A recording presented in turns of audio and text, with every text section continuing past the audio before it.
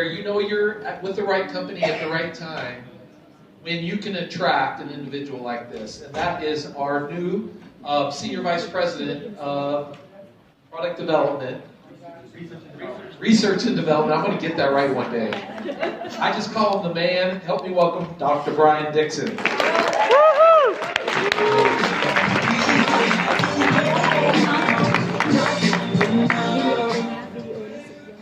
I say the term nutrigenomics, and I said that you had to come up here and give a seminar on nutrigenomics, who would be comfortable doing that? Yeah? About 3 hands went up in the audience. So my goal today is to try to reset everybody and talk about nutrigenomics and get everybody thinking about what your nutrigenomics is and how it's working inside of your bodies and how these products are working. I'm going to set the stage talking about nutrigenomics, and then Dr. Brett Brimhall is going to be doing breakouts and going more in depth into how these products are working on a nutrigenomic basis. Is Brett in the room? Can you step out real quick? Well, I'll bring him up at the end so you can see who he is. So if you want to learn more about the products and how all these nutrigenomic angles are working to improve your health, then please make sure you attend his breakout sessions. I'm going to start by asking this question. Do you need a brain to be intelligent? What do you think? Do you need a brain to be intelligent? Or is there maybe some other forms of intelligence out there? Well, let's talk about this. Here's the definition of intelligence: the ability to learn or understand things. And I think that's normally what we think of intelligence as being. Somebody who's really book smart, someone who's really good in school. But what's so interesting to me is this second part of the definition: to deal with new or difficult situations. Think about that for a second. Do you need a brain to be intelligent? I'm going to show a short video. We're going to start with single-celled organisms, and then we're going to get into insects, we'll get into other animals, and then humans. But I want you to see some intelligent behavior that's going on with these different organisms, and especially organisms that don't either have a brain or have a very primitive brain at best. So here we have these single-cell organisms that are clearly moving around and interacting with their environment. Here's an immune attack on a parasite. How do those cells know to do that? Here are yeast growing and dividing. How do plants, when we put a seed in the ground, how do plants know to grow their roots down and their leaves up? Look, some plants can even respond to stimuli. So if you touch them, they kind of wilt away to try to protect themselves. How do sunflowers know to follow the sun through the day and then reset themselves so they'll capture the sun when the sun comes up the next morning? We've all seen bananas rot on our countertop. This one's really interesting because you have a lower organism, a plant, clearly without a brain, actually feeding on something that has a primitive brain. It's amazing, right? Are these plants thinking about this? How do ants know to follow this line?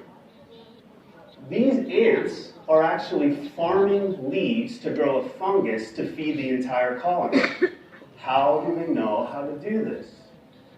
A spider will spin a brand new web every single day. It's where she captures her food, stores her food, and also can give her a home. And pardon me if anyone's squeamish with spiders. How about sea stars? We think of them as just sitting on the ocean floor, but look, sped up, they're moving around and interacting with their environment. Here, an octopus can change colors, it can change shapes instantaneously. Is that octopus thinking about doing that? Pretty cool. Anyone familiar with honeybees? Honeybees have this incredibly complex behavior where one of their sisters will come back to the hive after feeding somewhere and communicate through this special dance where food is, what direction to fly, and then what is exactly the food source. It's an amazingly complex behavior. Are they thinking about doing this, or is intelligence residing somewhere else in their bodies? The chameleon, thinking about changing colors, or just reacting and responding to its environment? Baby ducks following her mom. How do dogs know how to fetch? Are they thinking about doing this? How about cats? Everyone thinks cats can't swim, but they're actually great swimmers. Most mammals, just within minutes, if not hours after they're born, can stand up and walk. How do they know how to do this? I'm going to show some human examples. Does that picture think about it? Or this hockey goalie? Just reacting. You cannot think fast enough. Watch this soccer goalie. If the goalie were to think about it, he would not be there in time to make that save. And then I always laugh when people tell me that they can't swim, because we're born with the ability to hold our breath and make these primitive swimming motions when we're put underwater. Right? Complex brain, but they're not thinking about it. So what's going on? Do you really need a brain to be intelligent? Or is there some intelligence that's residing somewhere else inside of us? Think about yourselves sitting here. Are you thinking about the blood going through your blood vessels? Are you thinking about the nerve impulses? Are you thinking about the breaths that you're taking? Are you thinking about digesting the food you ate this morning for breakfast? If you went for a run this morning, are you thinking about remodeling your bones or your muscles? No, it's just happening.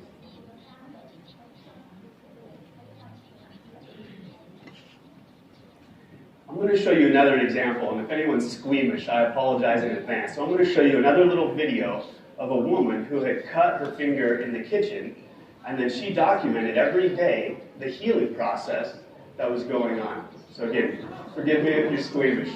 There's a happy ending, I promise. So look, she's starting to document the wound healing process that's going on. So when you cut your finger, are you thinking to your finger, heal, or is it just happening? It turns out there's a very complex immune response that's going on here to remove the damaged tissue and then also putting back new healthy cells. It's something that's happening outside of our very complex brains. And then eventually we heal up and we're back to normal again. It's amazing, right? So where is this intelligence residing? And what do we call it? Do we call it luck? Do we call it skill? Do we call it adaptation? I think that might start to be a little better word. But the word that I like to use is this one. Instinct. Right? These things are just happening. And I think we've all experienced instinct before. Think about when someone kind of sneaks up behind you and you can kind of feel that they're there. Or you can feel when somebody's looking at you. You instinctively know that somebody is there. But what is that? So if all of this is instinct that's going on, and we have this instinct inside of our bodies, where does it live? Where can we find it? How about in our DNA and genes? This is where all of this is residing. And then just to clear up a little bit of terminology, we've all heard about DNA, I think. And DNA resides inside of the nucleus, inside of almost every single cell in our body. If I were to reach into one of those cells, get inside of your nucleus, pull out the DNA, and stretch it out here on the stage, it would be somewhere between 6 to 9 feet long, right? 2 to 3 meters long, wrapped up and coiled upon itself inside of every single cell. That's amazing. Our bodies organize that DNA into what we call genes. So we have somewhere between 20 to 30,000 different genes residing inside of every single nucleus in our bodies. It is amazing.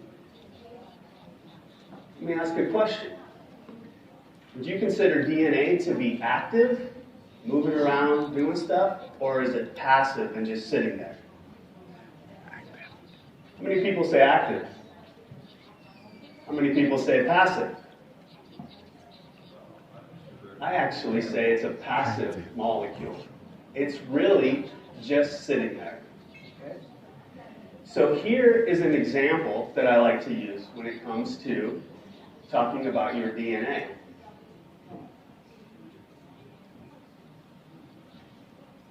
Here's a blueprint for a house.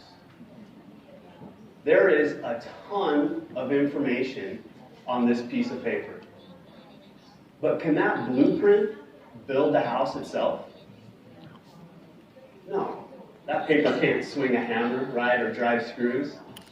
It takes a very skilled individual to be able to read this blueprint and then direct workers to ultimately build that house. Okay? This is exactly like DNA. DNA is just sitting there and is full of information. The cell reads it, and then it goes off and does its work. So who are the workers in the cell? What do you guess? Proteins, exactly.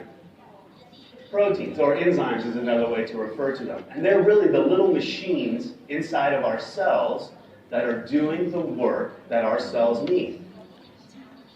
Well, if those are the workers, who's telling them what to do? Who's telling them what to do? How about cell signaling? Cell signaling is the boss of the cell. It's telling everybody what to do. And I should say it's highly coordinated cellular signaling. This isn't just happening randomly. So let's talk about that for a second. It's nothing more than going from A to B to C to D, and then ultimately something happens. Okay. Now, I'm not going to walk through this, I promise, but this would be a chart that I would have used during my research studies to do the molecular biology. But again, it's nothing more than A, then B, then C, then D, then something happens inside of the cell. Okay? So as a molecular biologist, we want to know what's the input, what's the output, but then who, what, and where is that signal going through in terms of cell signaling. Okay? But then who is ultimately directing cell signaling? What's initiating it? Where does that whole signaling process start? Receptor. We're getting there close, I promise. She keeps saying the environment. But you're right, coming back to that definition of intelligence, being able to adapt and respond to your environment. But it's really these receptors. And these receptors are nothing more than little sensors sitting on and inside of the cell. Okay? It's nothing more than a lock and key type of model. Okay? So here's the key to my house. Okay?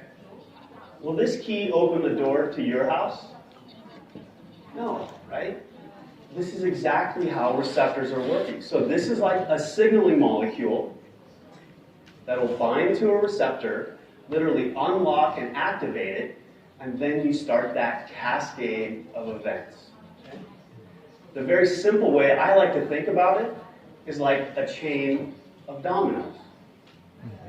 So I've got another video here, and I want you to tell me, where's the signaling molecule? Maybe here. Where would the receptor be? Maybe here, right? Sensing the signaling molecule. And then we have the cell signaling that's going to occur. Okay? So watch, a tiny little input is going to knock over that first domino. One knocks over two. You get that whole cascade of events that happens, and then something big happens at the end. Okay? One domino with a tiny little input knocked down all of those other dominoes. This is also the power of cell signaling. because there can be signal amplification through the system. And I can give you two very simple analogies that you'll know well. So think of a bodybuilder. They can inject just a little bit of testosterone and put on massive amounts of muscle. They are literally remodeling their physiology. We can give women birth control pills and completely remodel their reproductive physiology. A tiny input can have a massive consequence. So let me show you another example of signal amplification. Here, there's just one domino that weighs about 1 gram or a fraction of an ounce. That's ultimately going to knock over a domino that's about 50 kilograms or 100 pounds. Okay, so watch. This tiny little input will have a massive consequence. That's amazing, and that's the power of these cell signaling pathways. Okay, they coordinate all of that cellular function that we're just talking about. So what's the purpose of these cell signaling pathways? Environment. To be able to adapt, sense, and respond to the environment. That's exactly right. Okay? And that environment can be external, so what's going on around us, but then also what's going on inside of our bodies and inside of our cells. That coordinate this cellular instinct or intelligence that's residing inside of every single cell. And it can be all these different types of pathways that are going on. I can put up example after example after example, but it's all the same thing. There's a sensor, a cascade of events that happens, cell signaling, and then a physiological response, or the things we like to talk about, the benefit that we're getting, in our case, from taking our products. For me, this is the seminal work that showed nutrition can also activate cell signaling pathways. Because what we know is that as we get older, that signal doesn't make its way through the cell as effectively as it once did. And when I say older, when would you guess that this begins? How old? 20s, 30s? You're exactly right. It's in our early 20s we can start to measure this muting of the signal going through the cell. Okay? So what we want to do is reawaken these cell signaling pathways and get them back to their full potential. Have you ever heard that chocolate is healthy for you? Yeah, it has great cardiovascular benefits. So what this research group did was went in, they pulled out the major component of chocolate and started investigating why was chocolate healthy for us. Well, guess what they found? They found that that compound can't just make it into the cell, it has to act like what? A signaling molecule to bind to a receptor to activate what? Cellular pathways. Then they go on to do the molecular biology, they find out who the players are, and then we get that healthy cardiovascular response. Amazing. And then researchers, us at LifeVantage, have jumped all over this to look at what are the nutrients that can activate the specific cell signaling pathways that we want to affect to elicit a positive health response. So who do we talk about? Protandim NRF2 synergizer. What's the main protein that we're trying to affect? NRF2. It's an open note test. It's NRF2, right? So what's been shown is that under oxidative stress, you will liberate NRF2 from the membrane, from another protein that it's bound to. It will go into the nucleus, turn on genes that will be made into proteins that will give us this healthy antioxidant and detoxification response. Well, what have we shown time and time again? That specific compounds, right, 5 botanical plant extracts, can also have that exact same effect in the absence of that stress. These nutrients liberate NRF2, it goes into the nucleus, and turns on these healthy genes. This is the definition of nutrigenomics. Okay? Using nutrients to affect gene expression. What about the next product? Protandim NRF1 synergizer. Again, NRF1 is just anchored out in the cell. Under the right stimulus, it goes into the nucleus and look, targets gene expression. Exact same thing. But what are we trying to affect with nutrients and other plant extracts? Mitochondrial health. And we can do this through this nutrigenomic approach. Okay? The newest product, Protandim NAD synergizer. What's going on there? So we looked at this notion of caloric restriction. Caloric restriction has these amazing health benefits to the body. Okay? So what happens if we mimic caloric restriction through different nutrients and plant extracts? We know that we can affect a protein called sirtuins, but they require a molecule called NAD. We can affect that molecule and that sirtuin pathway through nutrients and plant extracts to elicit all of those same health benefits. So we're using nutrients to target specific genes to elicit a health response. How cool is that? Woo. The notion, the whole basis for why life exists. So that's just really the very high-level approach to what nutrigenomics is. Okay? Using nutrients to activate these cell signaling pathways to ultimately elicit a beneficial response. And so we have Brett that's back, standing up in the back. Do you want to come up or speak from there? He's going to go in his breakout sessions, like I mentioned, and get way deeper into the nutrigenomic approaches of these three products and what's going on inside of our bodies. Do you have a quick handheld, maybe?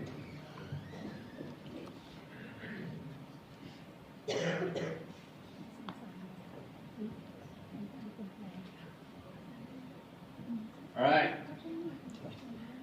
How's you guys' brains after that? Like, right? Like, who's like, I don't understand that, but that's really cool.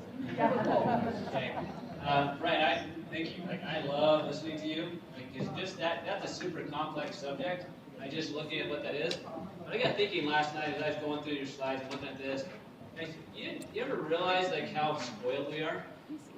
Like, so if I want a Protandim NRF2, all I have to do is like go on in my computer and I push order, and somehow it shows up at my door. You ever think about that? Like, how many steps does that have to take to get to my door? I get shipped from Utah, right? And somehow it makes it to Arizona, right? So somehow you activate that process, right, with this little app on our phone, right? And all of a sudden we push this button, so we order this product, and next thing you know, it's on my doorstep, and then I gotta do one act in my body. I gotta put it in there. Now, we don't think about that process unless we don't get our product. Then what do we do? Where's our product, right? So even though that system is complex, I love how simple the business is. In the sense is, all I have to do is I need to know how to order a product, talk about a product, and know that corporate's taking care of the rest. Like, I gotta know how to tell my story, listen to clients. Like Doug learned, I love listening to everything we've heard about today. I love the fact is that I know that pathway is there in my body, but I don't really understand how it all works. But I do know how to activate it. Right? How cool is that? But the same thing is true in my mind in the business. Who's ran traditional business before? Right? Is it simple? Or does it take work? Okay, so you just got to know what your part, what your role, what your play is. And so, was that Eileen up here? Like, entering environment? I figured it was. I couldn't see who it was. So guys, Eileen, a personal friend of mine. And I'm partially here because of her. Right? Because of what I saw these products do in her body. Right? So we have a big problem in our world. It's called super toxic world, right? And super stressed out world. We have three major problems. We have a lot of stress. We have a lot of problems. So there's three big problems I think. We have high stress. What stresses you the most? To me, there's the idea of health. Like, the biggest concern we have is health, finances, and relationships. Like, if I just boil it down to what stresses me out is health in general, But I know that one pretty well. Okay, and then it's finances, taking care of my family. As a father, as a husband, one of my biggest stressors and biggest joys is being able to provide for my family. So I'm so grateful I can, but it's also probably what occupies my mind a little bit. And then thirdly is relationships. My relationships with my wife, with my kids, my community, and with all of you. Right?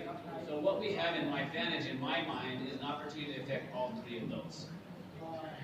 Right? So my topic, why I'm here really is to hopefully help make this science simple, where we understand how to duplicate that. Right? And we can tell those stories again and again. But what we have in my advantage, and we hear Cara speak and you heard Kim speak, right? Could you feel their passion for what this has done for them in their lives? Right? How many of you have felt that? Right? So no matter how much you know here, what moves you to action is here. Right? So no matter how much science you know, which is great, like if you can feel the science or if you can feel the power of what this can do in somebody else's life, and so Kim, thank you for reminding me. It's a blessing that we get to share every single day this information. To take that into consideration, what if you didn't have this? What if you woke up thinking, what if I didn't have life advantage in my life? What if I didn't have this ability to activate my body the way I know now? Like, what if you didn't have that? Would your life look differently than it does? So are there other people that we know that haven't had the opportunity to learn that yet? Right? So our belief by the end of this weekend in what you have, not only from a product standpoint, but in a business standpoint, but in a relationship standpoint, should take you home to help you create that in your life and in your businesses. Right. This is work. Put the microphone up. Sorry. Am I talking too fast too? No, you're good. All right, because sometimes I get going. But what we have is a blessing. But we have to remind of that. In my mind, Life Advantage chose me at the beginning, in that there was some things in my life where I saw a little boy literally, the switches turn on. Right? I watched something happen in him that I hadn't seen happen before with somebody I worked really, really hard with. So Life Advantage chose me at that moment. Right? But I have to choose every day whether or not I continue to choose Life Advantage. And that's what a lot of you guys that I've listened to and heard you talk is you've got to choose that. But every day we choose. Right? And so I am grateful that I have my wife here, Holly, to support me and to see this and be part of this experience, and each of you. Because what I do know is my story. After teaching physicians for the last 25 years, I affect so many people. But I know that every single one of you guys in this room probably know 4 or 5 Eileens, or 4 or 5 of this little boy that I worked with, and a lot more. And so we can literally affect thousands to tens of thousands with literally a technology that most people have no idea even exists. Now, I don't know about you, but I don't want to go back and have to wait for my products to show up in 2 weeks or 3 weeks. I like when it comes next day, like Amazon Prime, that's kind of cool. Right? But right now, the current way in which we handle health is an old model. It's an old technology. It has its benefits, but what we're talking about is telling a new story. And with any new technology at first, it's kind of weird. It's not really accepted. It's not well understood. But once it's fully accepted and you've been part of that story, what type of impact will you create in your world? Is it uncomfortable? Yes. Is it work? Yes. Is it worth it?